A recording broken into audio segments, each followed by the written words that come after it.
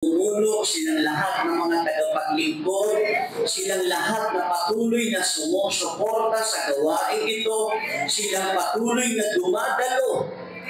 Pagpalain, O Diyos, hindi lamang ang bawat isa sa amin, kundi ang bawat pamilya ng bawat isa sa amin ay pagpalain. Kayo, O Diyos, ang tumayo sa aking pagtayo, at kayong higit na magsalita sa aking pagsasalita. Naniniwala kami na kayo ang Diyos na siya naming buhay, kayo ang Diyos na siya naming kalakasan. Apart on you, Lord God, we can do nothing. Ang lahat ng ito, O Diyos, ay aming samo at panalangin sa ngalan ng Ama, ng Anak, at ng Espiritu Santo. Purihin ang Panginoon.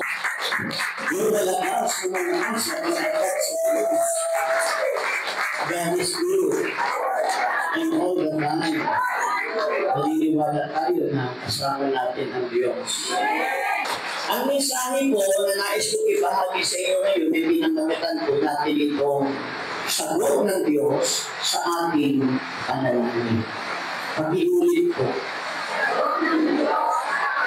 God answers our prayer. Ang mabuting balita ng ating binasa ngayon sa Ebanghelyo ni San Lucas, chapter 11, verse 1 to 13, ay nagbibigay ito ng diin sa kahalagahan ng pananalangin.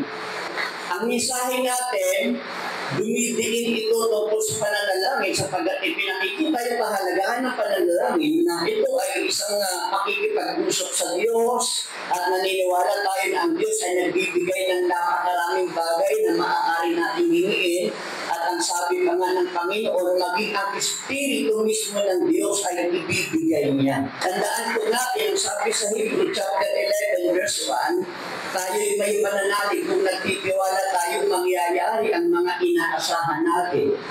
Sino daw yung may pananalig?